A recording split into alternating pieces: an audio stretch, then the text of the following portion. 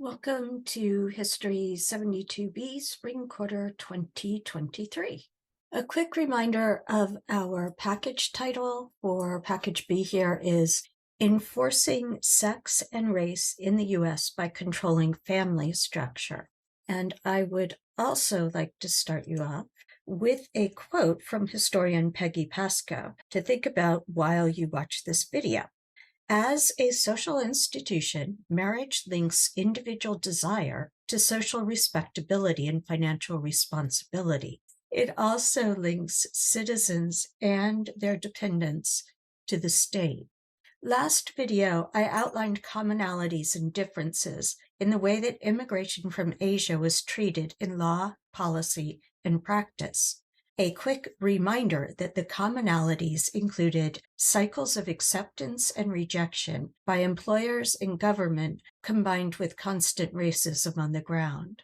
In this lecture, we will look at how specific groups formed community in the face of so much hostility. The U.S. passed a stringent, incredibly stringent, Immigration Act in 1924 that banned all immigration from Asia, except for Filipinos as non-citizen nationals. I will talk about this act more in the third immigration video, but this made a massive difference to populations and community dynamics, and it was then followed by the Great Depression and World War II. In this video, I am only going up to the 1924 Act and not beyond. If you wonder why I'm not talking about, say, Japanese internment in the US during World War II, we just haven't gotten there yet. Chinese immigrants were the first Asian immigrants to enter the United States in substantial numbers. In the last video, I pointed out that push factors, or reasons to leave China for an uncertain future, included war and famine. Most of the people who came were young men, and they headed to regions on the West Coast where gold had been found, including California. Initially, these young men planned to return home to family, either natal or marital, with money to help out. Gold mining turned out to be a losing proposition for pretty much all individual miners, and prospects for Chinese miners became even more dismal when they were subjected to absurdly high taxes. Because of the severity of the push factors, the conditions in late Qing dynasty China, most of these men accepted employment either mining for corporations or working on railroads. Employers took advantage of the realities that Chinese workers often arrived not speaking English, had no family to support them, and didn't know the country, combined with the issues of returning to China to give Chinese workers the most dangerous and labor-intensive work. If you think about railroad tunnels of the 19th century, there was no earth-moving equipment of any kind. Mountains were blasted with dynamite, and then the resulting boulders were broken up and removed by hand. Before the blasting process was repeated deeper into the mountain, no sophisticated explosives or igniting mechanisms, but placing dynamite by hand and lighting fuses. This is the sort of dangerous and back-breaking work that I am talking about, jobs that white workers would take only if they were starving. Without families, it was easier for employers to move these men quickly from camp to camp.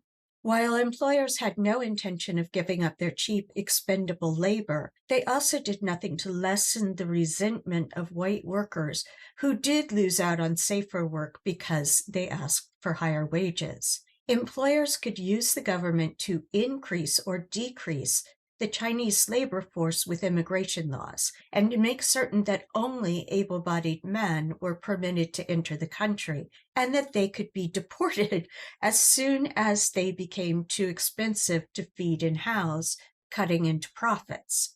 In 1870, the U.S. government passed legislation making it impossible for Chinese immigrants to become naturalized citizens.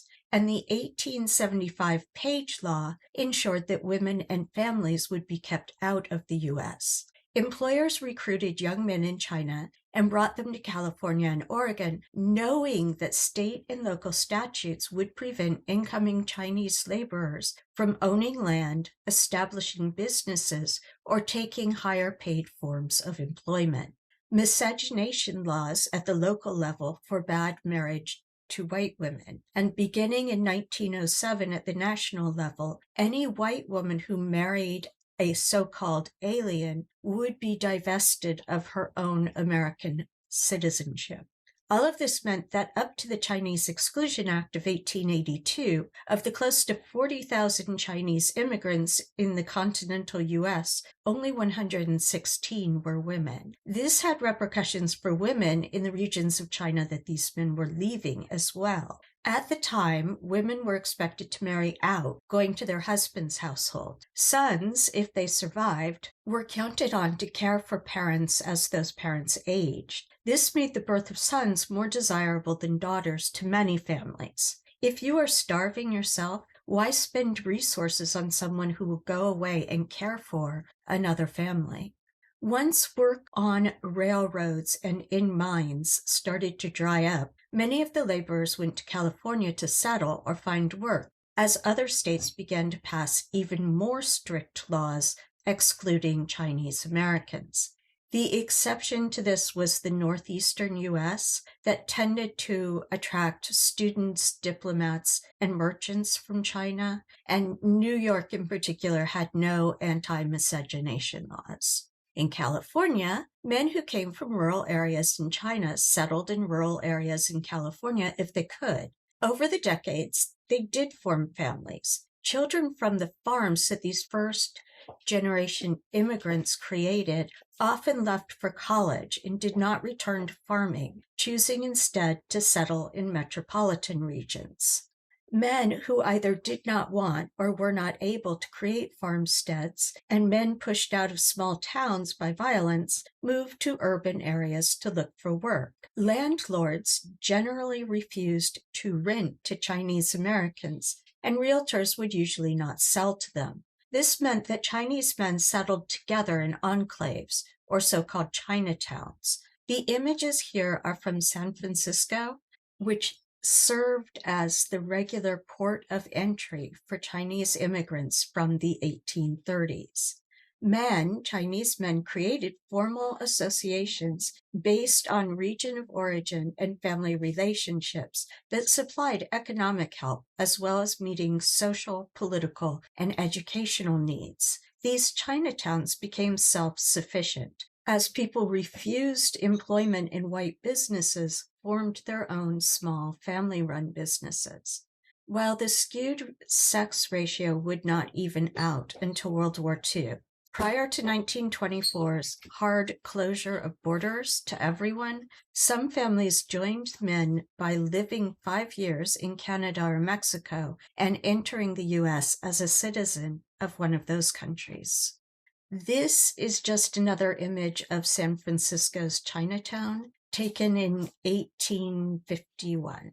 Initially, Japan strictly limited immigration with an E out of the country. Beginning in 1885, their policy changed, and both men and women were recruited by U.S. companies for agricultural labor in the U.S., beginning with sugar plantations in Hawaii. Although more male laborers were recruited, they were able to bring their families with them from the very beginning. The Meiji government backed immigration out of Japan as a way of spreading the country's influence. Because the presence of families counted as true settlement, and because the Meiji government had the clout to do so, Japan made certain that any treaties or agreements with the U.S. would permit families to join men who immigrated. In addition to this, Japanese women had joined the workforce with the beginning of industrialization in Japan, and by 1911 they formed more than half of Japan's factory workforce. When they came to the U.S., many came prepared to work and maintain a degree of economic independence of their own. All of this meant that while Japanese men who immigrated outnumbered women, the difference was on the order of 6 men to 1 woman, not the 14 to 1 seen with Chinese laborers who immigrated to the U.S.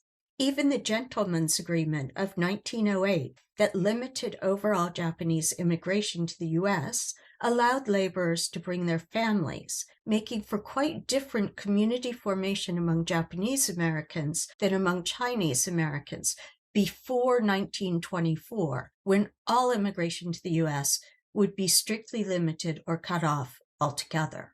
Initially, most Japanese immigrants either worked as tenant farmers or owned their own farms outright, although many also formed small family-run businesses, groceries, cafes, barbershops. Women were always an integral part of the Japanese American workforce, whether agrarian, farming, or business. In 1913, California passed the Alien Land Law, essentially meant to appropriate land from Asian Americans, especially from Japanese Americans. Japanese American families turned more to small businesses like restaurants or gardening services.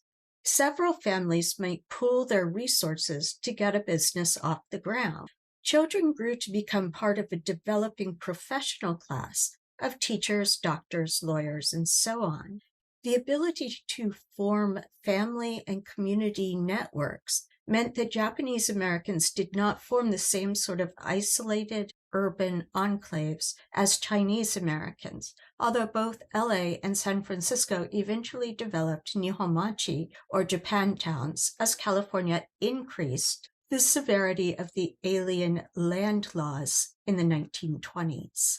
Prior to and following the Spanish-American War, very few Filipinos migrated to the U.S. This was true even when the U.S. claimed control of the Philippines, giving Filipinos non-citizen national status and the ability to immigrate fairly freely. There were simply neither the push nor the pull factors that would make such a move from the Philippines to the United States at all desirable. As the Gentlemen's Agreement reduced incoming Japanese labor, recruiters for agricultural work moved on to the Philippines.